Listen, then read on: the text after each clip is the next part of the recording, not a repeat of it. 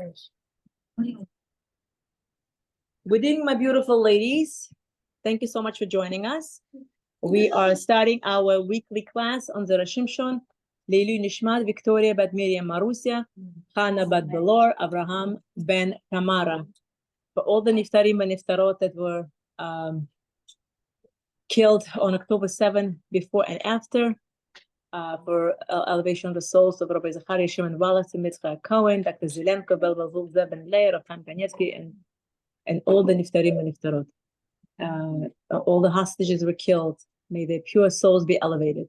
For Ashlema, for all the sick people of Klal Israel, all the singles should get married. All those who are trying to be blessed with the children to conceive gorgeous, beautiful, healthy children. It should be the end of the war, Bakarov, with the victory after the Jews. And may Mashiach come Bakarov. May all the hostages and all the soldiers return home immediately, alive and well and healthy. We are doing our gift of Shabbos, and we are on day 37. Shabbos, our source of emunah. During the week, we work, bake, cook, and clean. When Shabbos comes, we stop everything and rest. Through this, we testify that Hashem created the world. He controls every facet of our lives, and we therefore place our complete trust in Him. Chazal tell us that as a result of walking quickly, our sight is weakened. Yet when we make Kiddush Friday night, our eyesight is restored. From here we learn a profound insight. Throughout the week, we may credit our accomplishments to our personal efforts, talents, and strengths. Yet when we make Kiddush and declare that Hashem created the world, we come to realize that how short-sighted we were during the week. We remember that all our successes come from Hashem. This is what our Chazal are teaching us. Throughout the week, when we rush and pursue trivialities, we view the world with a weakened sense of sight.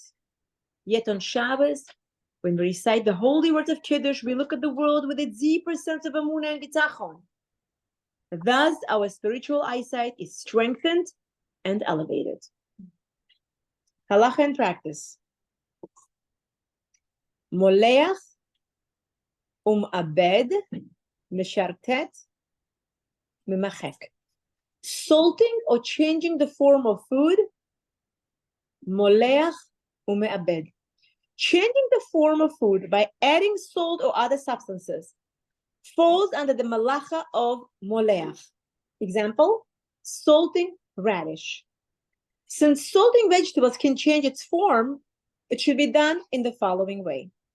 When making vegetable salad, first pour oil into the vegetables and then pour the salt. Remember to cut the vegetables into bigger pieces because of the malacha of tochen, and peel the vegetables only close to the time that it will be eaten because of the malacha of borer. Okay, some say it is because you're removing the peel. Some say it is unless it's the way it's eaten. For example, the orange, it's the way it's eaten. So you take it's fine. And so they recommend to do it closer to the time you eat. And cut bigger pieces. Don't make it too small. I misunderstood about the oil. So basically, whenever you take the vegetable and you put too much salt, it starts to wither away. It changes the form. So in order for it not to happen on Shabbos, they want you to put first the oil, then the salt, not to make it like the usual way, so to speak. Understand? Making cucumber salad by adding vinegar or lemon juice to the cucumbers can fall under this melacha, which it will wither away. It will. So that's why they don't recommend. Okay. Salt water should not be made on Shabbos. Therefore, if one of the first days of Pesach falls on Shabbos, the salt water should be prepared Erev Pesach. If the salt water was not made before Shabbos, it can be made on Shabbos with the shinui, changing the order. Like the usual, if we put water and then the salt. So if you didn't have a chance to do it before, you do the salt and then the water. They say salting changes the form. The water? They say it's salt water should not be made on Shabbos. But I'm telling you from what I see. Making lines in order to cut evenly, mishartet. One may not make lines on any substance for the purpose of cutting it evenly. For example, you want to cut something, and you make a line, and you make it like a straight line because you want to cut to something or whatever. You cannot. On Shabbos, you can't.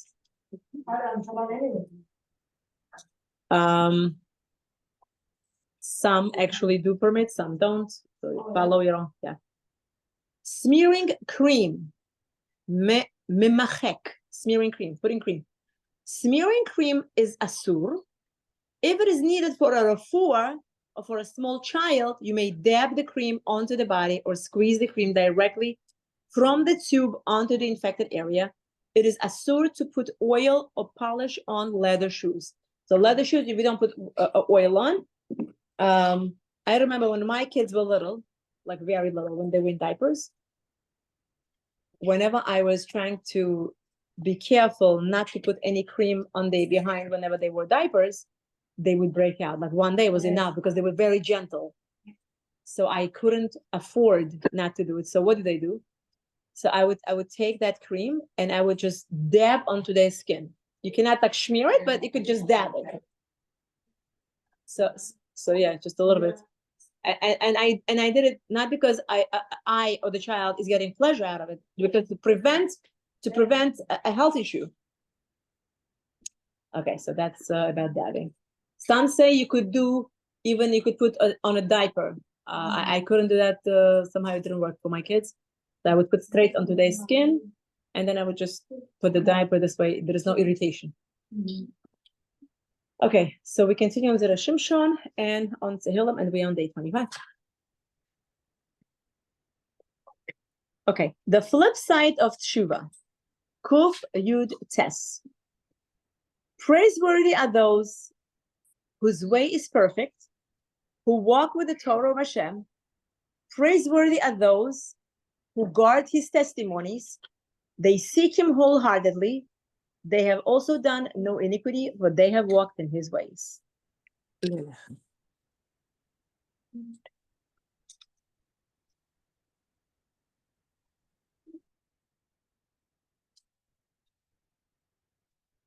Okay.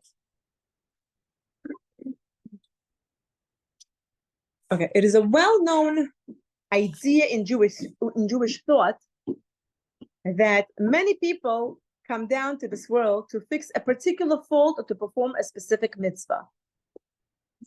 The Yetzer Hara will work very hard to make sure that the person will not do it, will break this area in particular.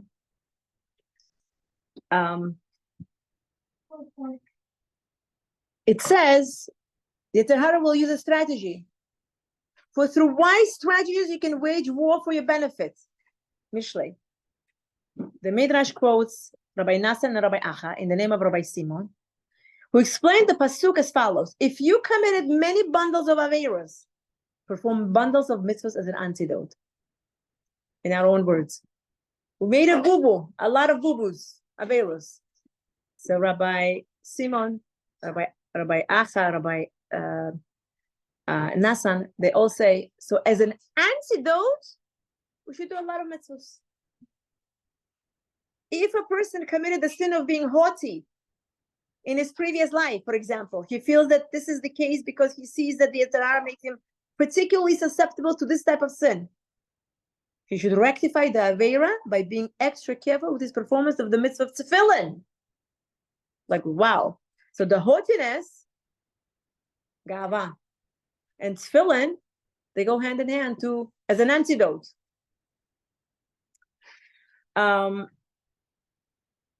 It says, it shall be an ornament between your eyes.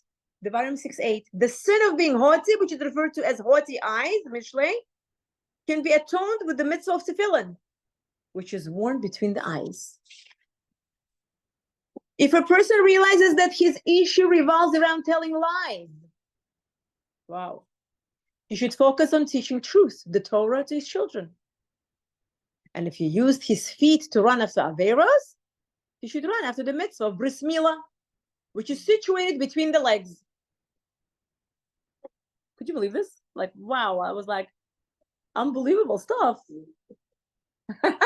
Yeah. For men, but for women too. Just go to bris milah and make a wish, Okay, the Midrash brings many more examples that Shimshon says it's not enough for a person to do tshuva for the sins he committed, because if he emerges meritorious on this day of judgment, he still hasn't completed the mission for which he was sent back to his earth and has not affected the rectifications he was meant to bring about. Keeping all this in mind, there is a clear path to take.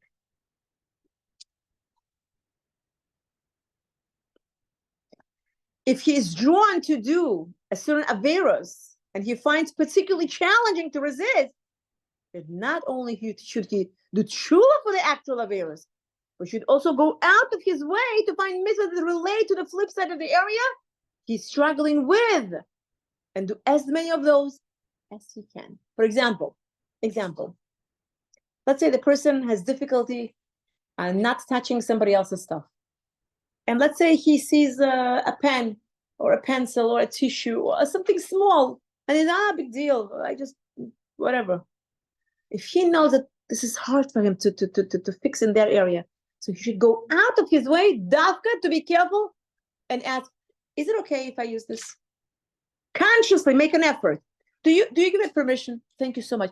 So doing a conscious effort to fix the area that we feel that we're drawn to do, sometimes carelessly, sometimes. So that's not enough, he says, that that just to do tshuva, but we have to consciously do the mitzvah exactly to the area that we fall. He says this way we will accomplish the tikkun, why we was sent to this world. How do we know what we came to accomplish? Every person has two things in him. One, his weaknesses, and two, his strong sides. For example, somebody could be very organized. Somebody could be very modest. Somebody could be very good in learning. Somebody could be has a very good listening ear. So whatever your strengths, whatever your strong points, this is what Hashem wants you to use to help others, that the whole world should benefit from you. And what's the weak points? Let's say somebody is short on temper, could blow up easily. Let's say somebody could view some, we should understand that on a natural scheme of things, people are negative. People come from the place where they see things in a negative light, from a dark point. So we have to make every effort to actually overcome it and see everything in a positive, with the light coming from it, and that takes an effort. And this is the area where we have to work on. I have a question. Is it also true that whatever midah you realize in someone else, that's like a reflection, like it reflects back to what you really have? So if you see someone, this person, I don't know, is angry. So basically whatever negative trait you realize in someone else, that's kind of reflected, like a mirroring back to what you have. 100%. And that's not my words, by the way. This is Torah, and I could even send you some resources and sources. Ein Abdullah, whoever knows Ein Abdullah, and Crystal Eyes, Zohar, Rabbi Yuval Asherov talks about it. A person that sees, it's Kabbalistic, the person who sees any deficiency in others, that's because his soul is sensitive in that area, and the person is easily be able to see and pick it up. Easily. And that's what you see in others what you have to fix in you. You understand? Always? In all areas? In all areas. So whenever I see somebody in my family not putting their stuff where it belongs, It means I have that need that I didn't fix yet fully. Understand? I'm sorry? Only if it's bothers. Correct. Something you still didn't finish. Correct. Correct. But let's say if you have someone standing here and I don't know, let's say someone spilled something on him and all of a sudden he screams and everything is angry. So we all see him that we see that he has anger issues. So that means we're all lacking. But is that what we have to work on ourselves? Okay. Because, you get what I'm saying? Like when do you nip It says if the person is a complete tzaddik, he will not even get to hear bad news. What does it mean? Because his ears will be protected by Hashem, that he's not going to hear even bad news. If he's on such a high level, madrega. But if a certain thing came to the person, this person's eyes, ears, anything, it means that's what we have to fix in us. Example, like your example, somebody spilled, somebody screaming. It means we also not, we have to fix in us, not to blow up easily, because that irritated us. We have to work on our patience. You understand?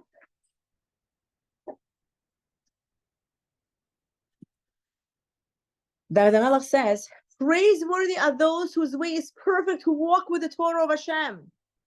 He refers to tzaddikim, because they always walk with the Torah of Hashem. And also, he says, he also refers to Balei Tshuva, who repented their previous sins. Praiseworthy are those whose way is perfect, walk with the Torah. Praiseworthy are those who guard his testimonies. They seek him wholeheartedly. That's Balei Tshuva. David HaMelech says. Beautiful. So what is the best way for them to achieve rectification? David HaMelech says they have also done no iniquity. No iniquity means like no sin. But by getting rid of their bad ways and no longer committing the sins they used to do, they have walked in his ways. They should also find the averas they were the hardest for them to resist and figure out which is the way in which Hashem wants them to walk. Whenever we see something that bothers us, that could be lack of tzniut, lack of we see somebody, I'm like, oh wow, this person, let's say somehow we notice it. Sometimes the eye is noticing it. So we have to tell ourselves, daven for that person. Don't judge. We can't judge. We have to be fully accepting. Hashem wants achdus. We have to, it means I have to improve in me certain areas of tzniut still. Whatever we see, that's what we have to fix. David's idea of leisure. So it says, and not only in David HaMelech's case, any king, Jewish king, that is in the position of being a king, he has to find the time and ways to rest and relax in order to be able to function. Because it's too much stress on the plate of the king. So that's why David HaMelech says he thanks for his feet for carrying him to the base midrash. And Zera Shimshon, wait a minute, why is he saying thanks for my feet carrying? Is he supposed to go to shul and to learn and whatever? He says no, because naturally, because he's a king, he needs to dedicate time and place for him to rest and relax. This way, he's not going to get overly stressed. And yet he says, you know what?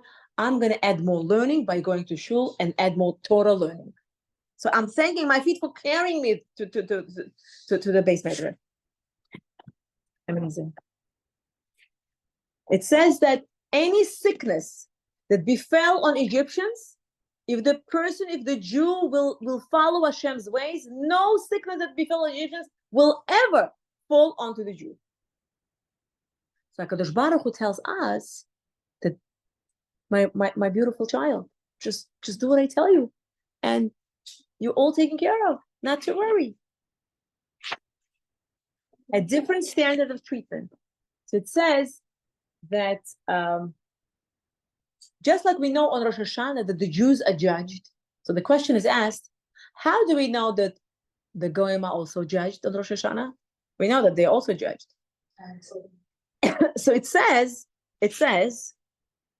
on Rosh Hashanah, we do not refer to Hashem as a father, a merciful father, because on this day we call him HaMelech HaKadosh, Holy King.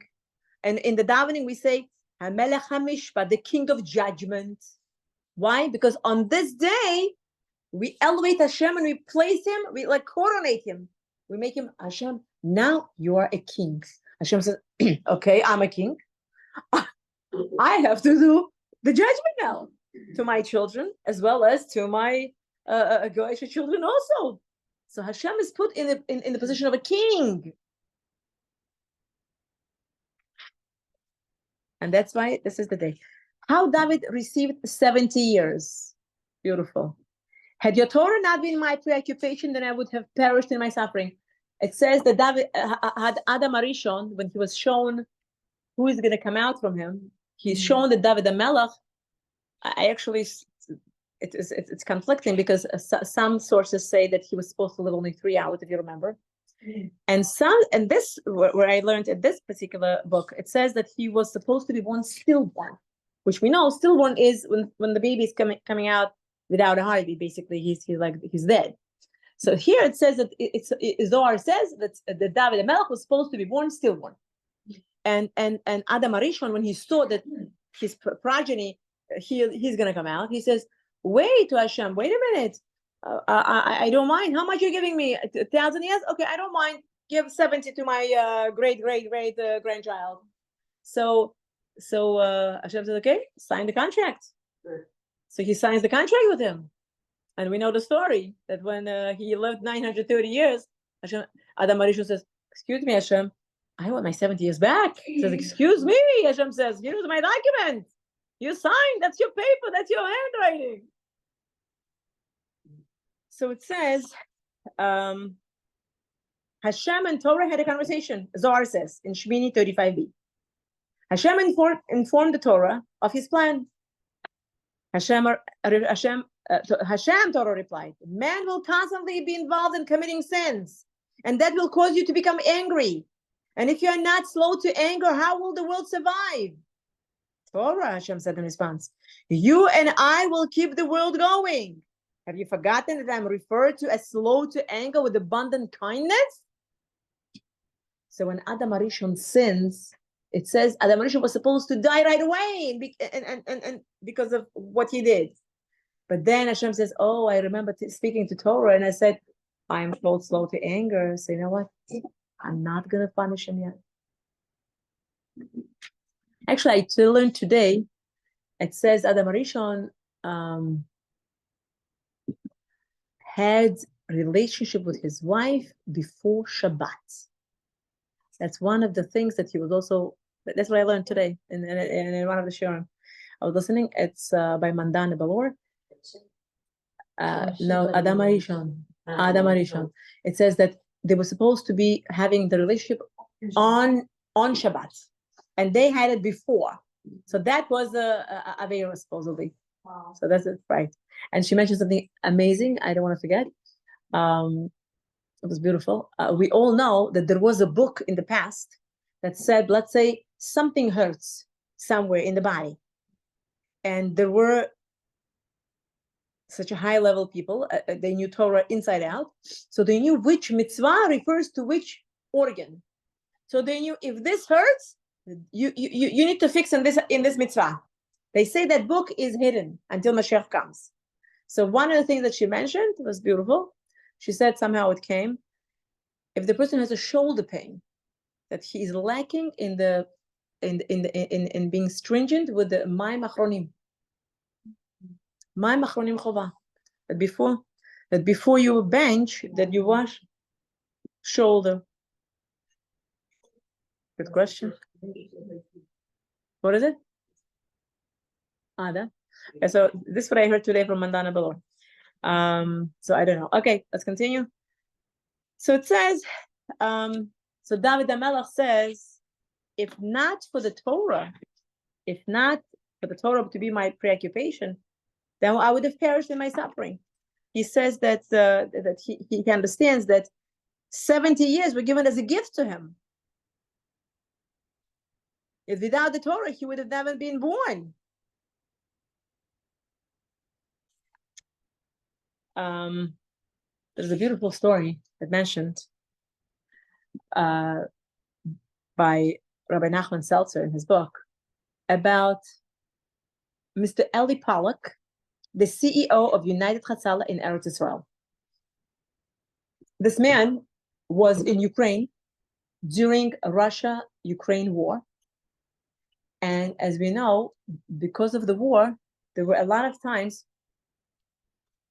where the electricity was cut off.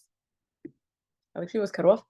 And people in a bitter winter, they would not have heat in the house.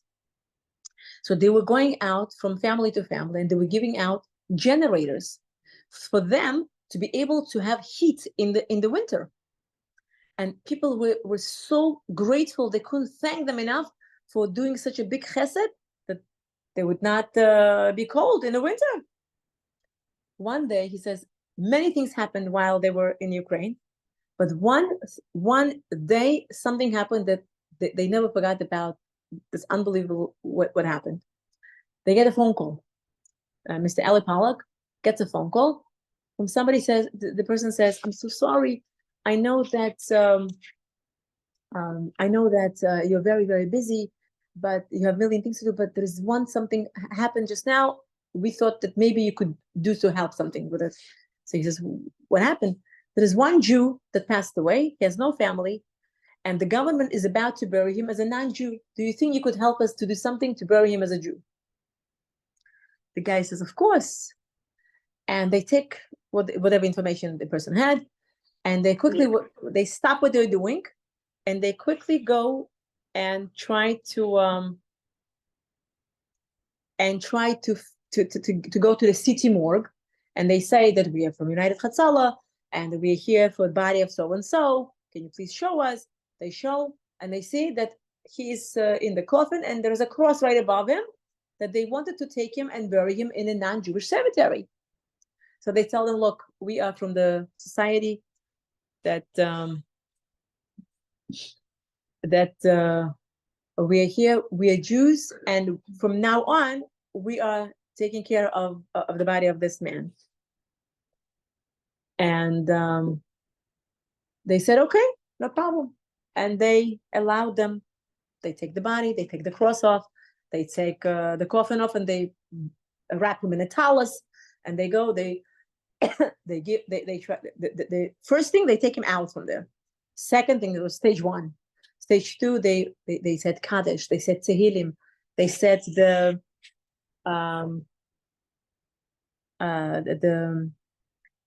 Kel Malei Rachamim, some tefillah. They said, and then they went to the cemetery. Apparently, there is no Jewish cemetery, but it's like a one cemetery for all. But when they came to the cemetery, they told the staff of the office that they cannot just bury like a regular way of the country, because it's a Jewish person and they are Jews, and they're gonna do it. First, they felt certain resistance, and then they gave in, because the Ukrainians knew that Jews are different than Ukrainians, and they allowed.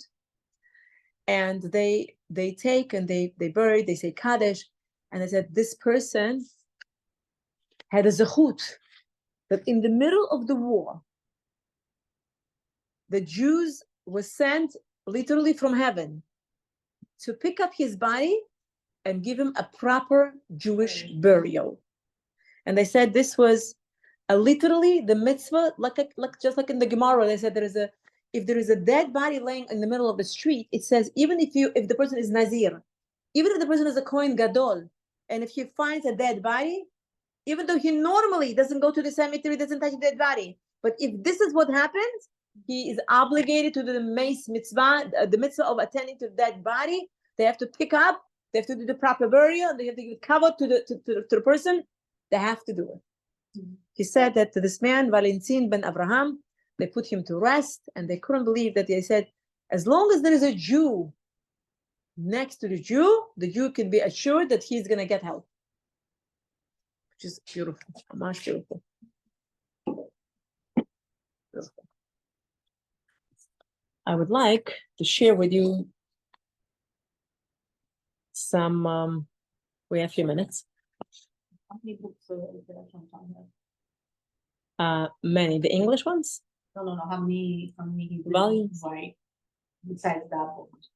Besides this, okay, so there is one, there are 2 volumes on Parsha, brown and blue. And also there is one on Eshes Hayel. What else? And Tehillim. The one that was written by this author, by Rabbi Nachman Seltzer. But there are also on Hebrew, only Hebrew. There are also some other authors who wrote the Shimshon books as well, also in English. It's very, very deep, but very powerful. Okay, I would like to talk to you.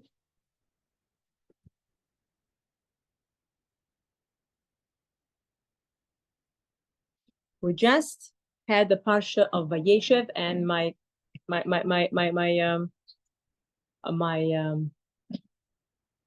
chidush is from Rabbi David Chaim Tashker.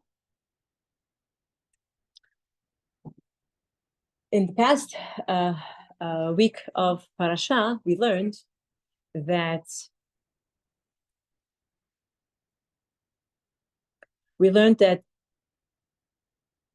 about the dreams. We learned about Yehuda, how he gets married to Tamar, and how the beginning of Mashiach's generation will start the foundation of being taught. How Yosef gets into the jail. So it says that Tamar,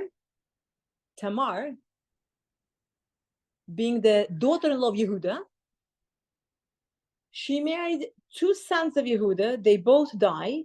She didn't have kids. And based on a mitzvah of Yibum, she needs to marry somebody, a relative of her husband, in order to bear a child from the husband's family.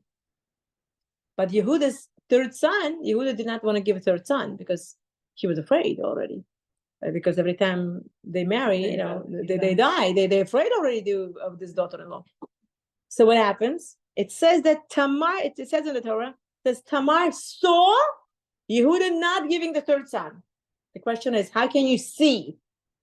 It says apparently that she had a very holy eyes, if we could say it, that she saw that from her and Yehuda will come out holy generation down the road. She had prophecy, exactly. So what does she do? That's why it says that she did what she did. She gets dressed in a certain way, and she goes on the street, on the road, certain way, and then Yehuda gets her pregnant, and then Yehuda hears from people, "Oh, your daughter-in-law is pregnant." Then my daughter-in-law is pregnant. So what do we do? So he says, "Burn her." And it says Tamar is walking to her death. Meanwhile, she's pregnant with twins. Her babies were Peretz and Zera. So it says she's carrying 3 neshamot, hers and 2 babies. And nevertheless, she does not want to embarrass the person who impregnated her.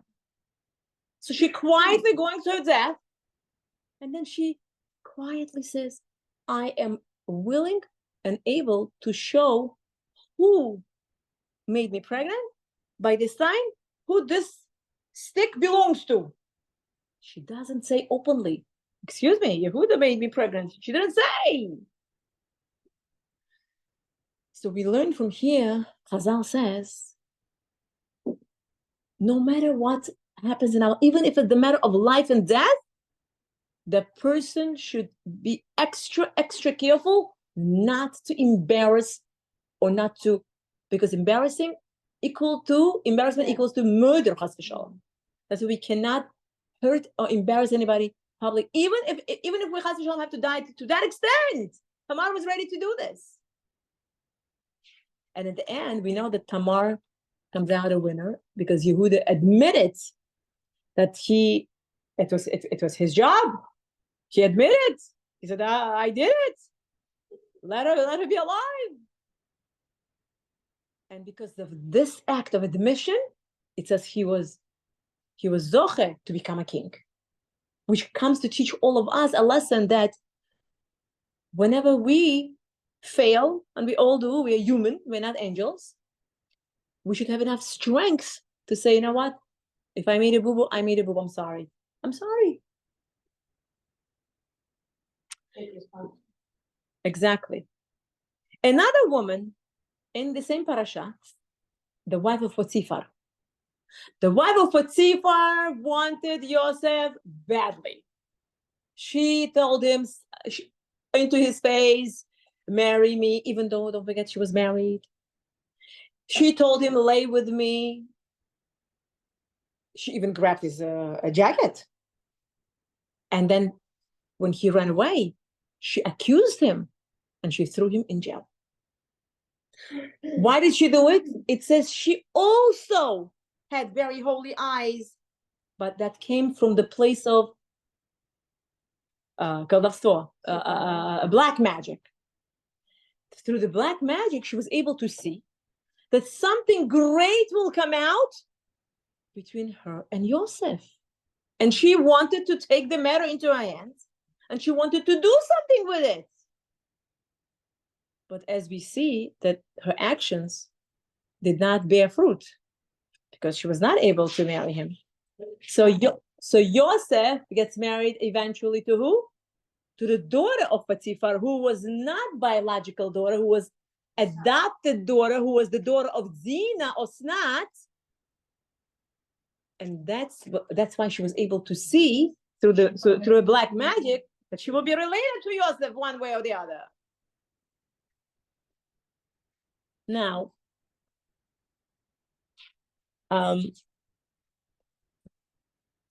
two women, Tamar and the wife of Potiphar, but one was able to stop when she had to stop, meaning she didn't proceed to embarrass somebody. Another one didn't stop. She went and she tried and she pushed and she pushed. She even was ready to throw him, and which she did. She threw him in jail. In life, it happens to us as well. We try to do certain things and we feel like it's on the brakes. It's not moving. So we have to understand, if there is something that doesn't move when we do certain things, let it go. Let it go and go with the flow, whatever Hashem is telling you what to do. You do as much as when you see the results. But if you don't see the result, don't push it. But then how do you able to know this? What if you're just a little bit more distorted and then boom, like what's the balance? Like when to stop or when to push action? That's also a challenge. 100%. How do you know? But people say like the less distorted you do, the more bitachon someone has, the less distorted. Correct. We talked about in our classes in the past. The formula of success is bitachon plus hishtadlus equals 100% success. Mm-hmm. The more bitachon you have, the less hishtadlus you have to do. The less bitachon you have, the more hishtadlus you have to do. How do you know when you should stop doing it? It depends on your level of bitachon. I know people who work very hard, and I know people who take it easy. And those who take it easy, they may not be millionaires versus those who work very hard. But somehow all their needs are covered. Is it like they work more because they think that if they're going to put more effort, then the result will be different? 100%. Look, there is a difference in working hard, and there is a difference in seeing the results of your efforts. There are people who work hard, they don't see the results. And there are people who work hard and they see the results. But the whole idea of how much should you push, it's a very good and valid question. Each person should ask themselves, is this, am I pushing too hard? Am I pushing too hard? And it's like it's a personal question to yourself. And the answer is you have to have a balance, and you always have to have Emunah, always have to have Hashem in the picture. You see, somebody told me she was speaking to somebody in Muncie who has a farm. And they got into a conversation, and and besides her ordering organic chicken and meat and whatever, they started to converse with the guy. And the guy says, you know, the olden times, the way people were building families and getting married and building families was the system that worked. And you know what? I'll be the first one to agree with that guy. And also regarding the food, the way we grew, naturally, without all the garbage added. And even in marriages, did you ever remember any of your parents mention that the grandparents of yours married CEOs of the companies? Bless you. They were simple, and they married simple people. And you know what? They had respect. They had children. There was shalom bayit. There was certain achdut and today, they say there is a shidduch crisis. That's because there are different expectations that young people have from themselves and from others. That makes it, we think it makes it more sophisticated, but it really makes it more difficult. You know how many singles out there? I spoke to a friend of mine today. She said, yesterday she was at Chazak single event. She said there were hundreds of people. It hurts. She said, it hurts me to see hundreds of people.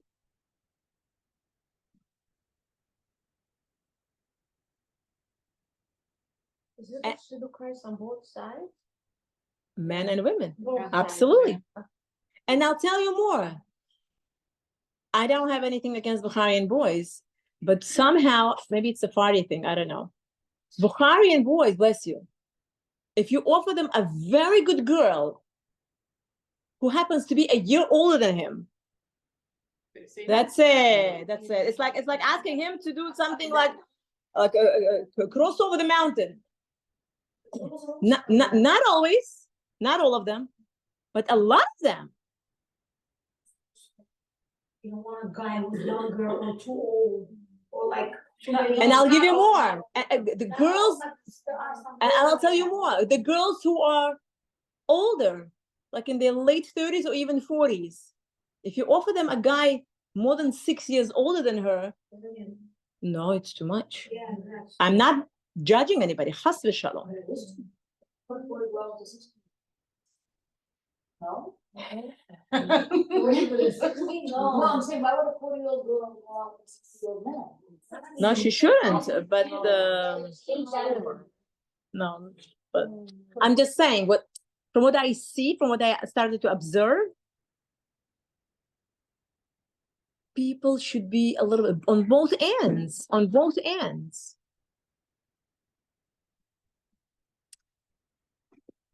And I'll never forget.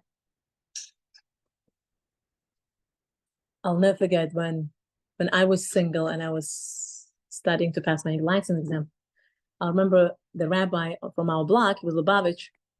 He asked my brother about me, and I was single at that time. And he said, "Oh, she's studying. She wants to be whatever, and she's studying for a license." And he says, "It's not good. It's not good for the girl to have too much license and too much whatever." The guy says, the Lubavitch. He goes, "It's not good. It's not good because if I have my daughters." Because it's hard to get them married. And at that time, I was like, what is he talking about? Like, what do you mean it's not good? It's good. Too smart. I think it's 18, right? 18 right now. Okay, let's continue.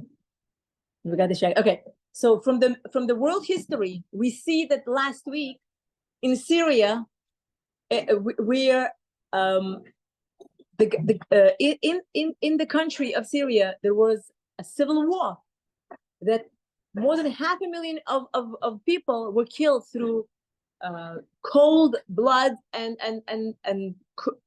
cruel way. So much suffering, so much blood was spilled. And yet, within a week, the government fell. The president ran away.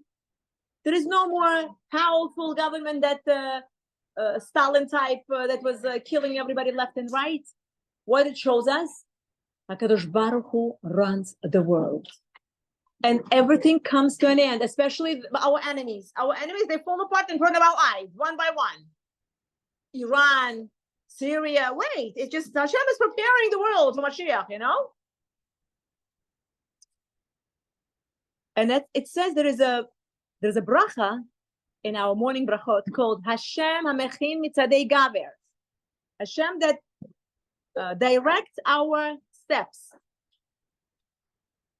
And in Tehillim, in Pasuk 37, in 23rd verse, it says Hashem approves the steps of the person if his way is pleasant in the eyes of Hashem. So question for all of us. If everything is already pre-planned, everything is already predetermined, predestined, does the person have a freedom of choice? And in this parsha, it says it has. It talks about the brothers of Yosef. They wanted to, they throw him in the pit. And it says that the pit was empty and had no water. But Rashi says it had snakes and scorpions. But nothing happened to Yosef. Why? Because he was a tzaddik and snakes and scorpions were not allowed to touch him. It was Reuben's idea to throw him into the pit and not to kill him. Or Chaim HaKadosh from the quoting Zohar says, scorpions and snakes, they cannot touch the person if the person is not allowed to die yet. And we also see the same thing in the Talmud in Tanakh, in the story of Daniel. Daniel, the prophet, when he was thrown into the pit with over 2,000 hungry lions, no lions touched him. Yosef was a tzaddik, that's why he wasn't touched. The choice that the person does can affect his life and the life of people around him. And those people who are in a position of power, such as presidents of the countries, they have an effect from their choices how the mazal of the country they lead will turn out to be. But they will be asked from Hashem accordingly. Korach example. Korach will start the fight with Moshe. And at the end, it says, the commentaries say that Korach was not a fool. He was a very smart man. But he saw that he's going to have very, very bright and great future. He saw that Shmuel HaNavi will come from him. It says Shmuel HaNavi, by his greatness, was as great as Moshe and Aaron together. And Korach saw that he's going to come out from him. And that's why he went and he wanted to pursue the power. And he failed. The same, another example, Chachamim give of David HaMelech. His relationship of David HaMelech with Bathsheba. It says in the Tanakh that Bathsheba was married. And David wanted to take her. But other commentaries say, in reality, she was halachically divorced. What does it mean? David HaMelech, when he sees Bathsheba, he sees that he sees she's a beautiful lady. So, but she was married. So what do? He sends the husband to the front, like Gaza. And the law was, if the man goes to war, because we don't know if he's going to come back alive or not. So he has to give a get to the wife. In case he's dead, she's able to remarry, continue with her life. So technically, she had a get in her hands. She was divorced. He went to war. He gets killed. The story tells the following. When David HaMelech was fighting with Goliath, the giant, And he had ragatka. How do you say it? The slingshot. Slingshots. Thank you. Sometimes we need the Russians, sometimes we need English. So he takes a slingshot and he pulls and he throws the rock, whatever it was at the time.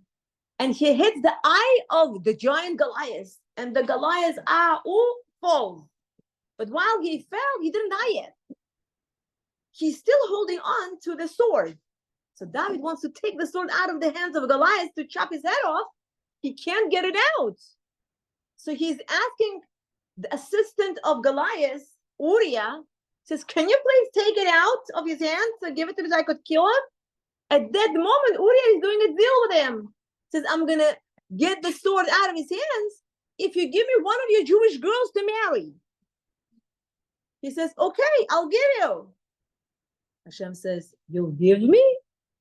Your wife will go and become his wife.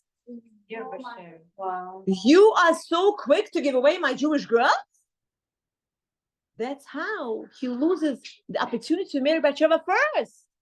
It says in the Zohar that Orach HaKadosh says that it was written in the holy books that Bathsheba and David were destined to be a couple together from the very get-go. But because he made the wrong choice at a time by saying, okay, I'll give you you want a Jewish girl? You're going to help me to kill this fellow? Yeah, go ahead, I'll give you. With that fast decision, so to speak, fast reply, Hashem says, oh, now you're going to lose your own wife. It says even David HaMelech failed. Gemara says that there were two schools.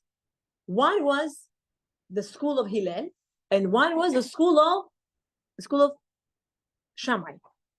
It says that whenever it comes to halacha, the Chachamim say we have to follow the school of Hillel. Why? Because the school of Hillel was more lenient, more easygoing, more soft, more respectful towards the school of Shammai. Gemara gives example of a story that happened in 200 year of AC.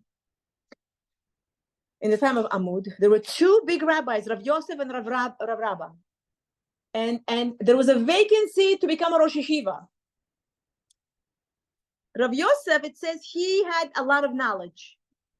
And Rav Rabba, he had less knowledge, but he had very deep knowledge.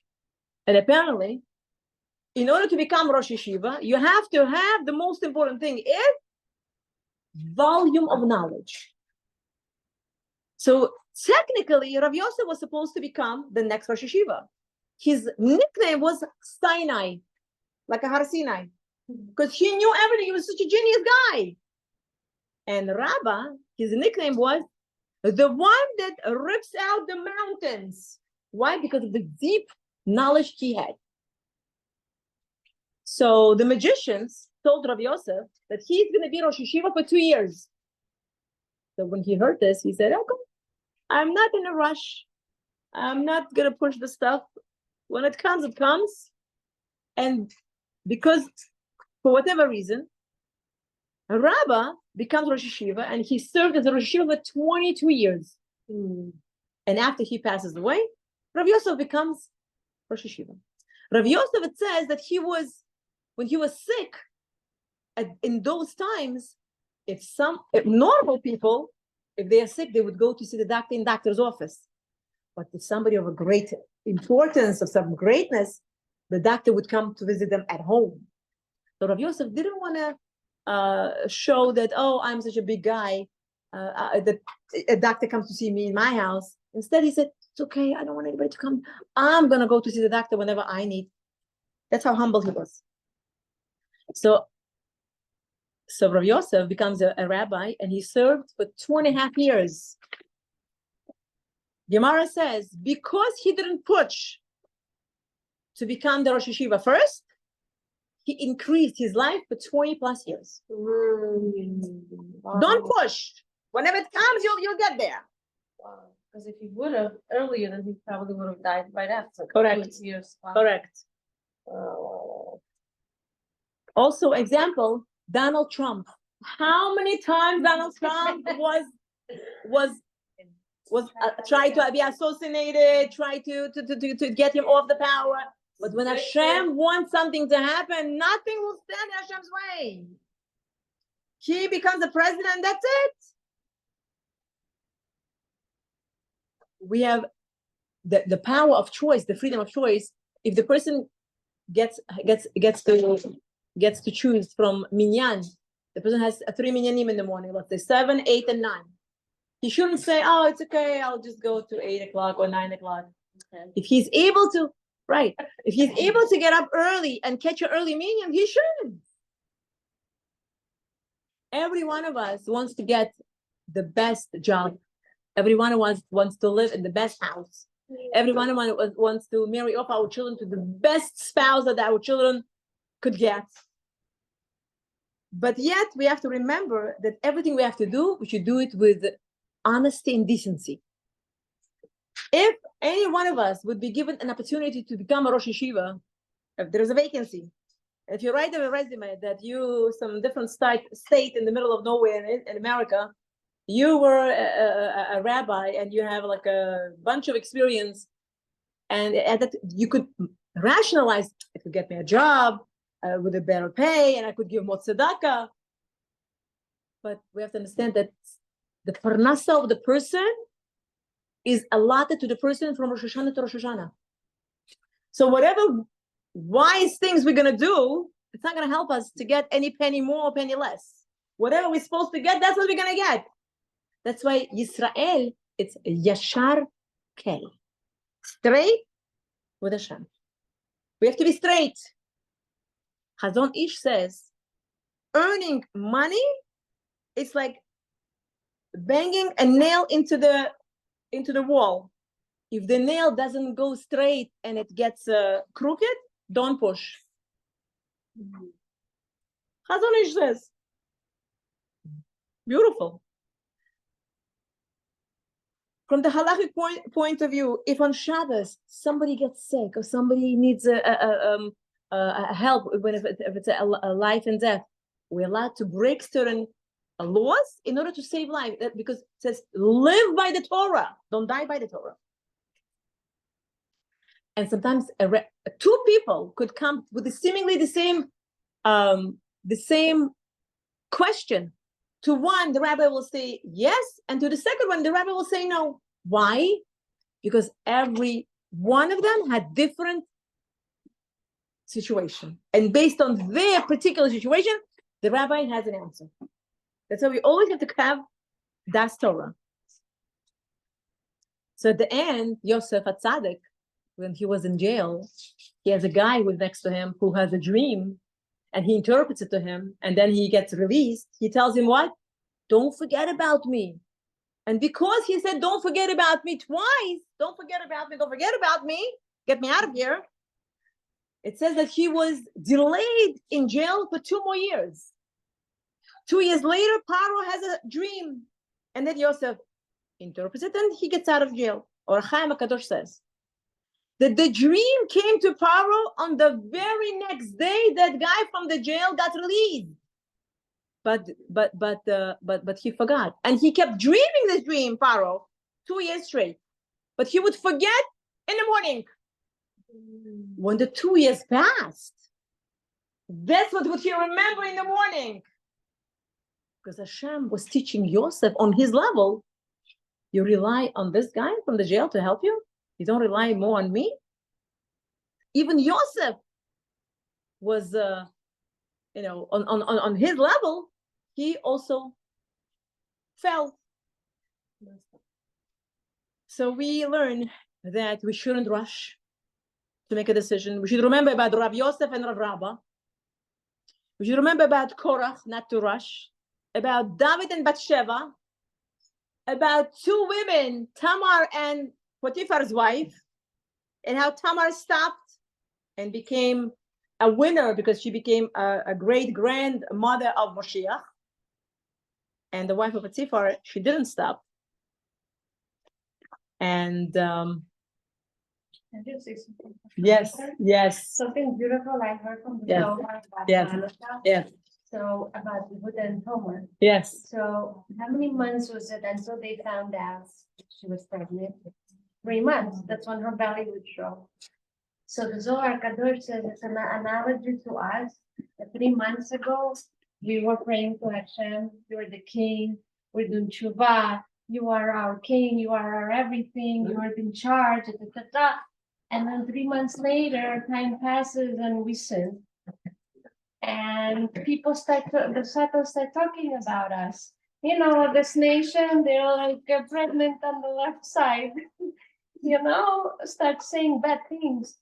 And then we take out the menorah, which is what Tamar took out, 3 things that he gave her, the staff, the ring, and the what do you think is the staff, the ring, and the coat, like the overall. So that's the 3 things we light, the tzir, which is the light, the candle, the menorah, which is the coat, and the staff is the shamash. We take those 3 things and we say, Hashem, whoever these 3 things belong to, that's who we're faithful to.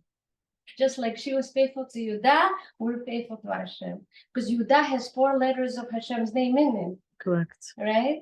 Yud Kei Vav Kei. So that's what we say, that 3 months exactly, like her analogy. So Rabbi Shimshon Bar Yochai said this. So That's so it's a really deep meaning of that story. So I wanted to share that with you guys before Hanukkah. So the Hanukkah coming up, please make sure that the first 30 minutes you daven and you look into the light and say your prakim of Tehillim. We don't work during the first 30 minutes. 30 minutes is the Ora Ganus comes to us, and it's a very powerful healing light that the candles of Hanukkah have. And just like the Hanukkah lights, we put in the increasing manner. First one light, second night, 2 lights, etc. Increase. That's how much light increases. And actually this past Shabbos already, from the right around Hanukkah, the days already become longer.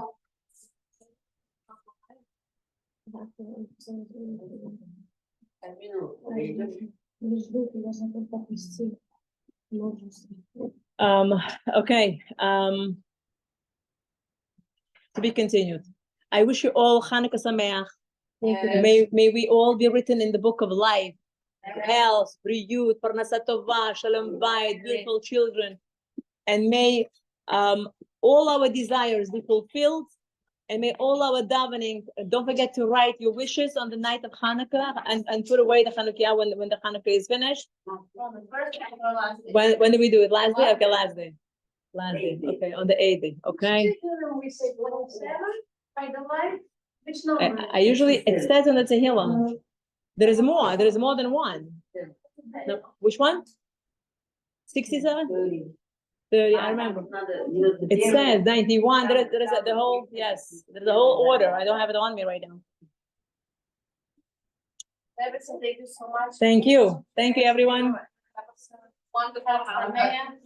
Thank you for joining. Thank you. Thank you for listening. Thank you. Meeting next week.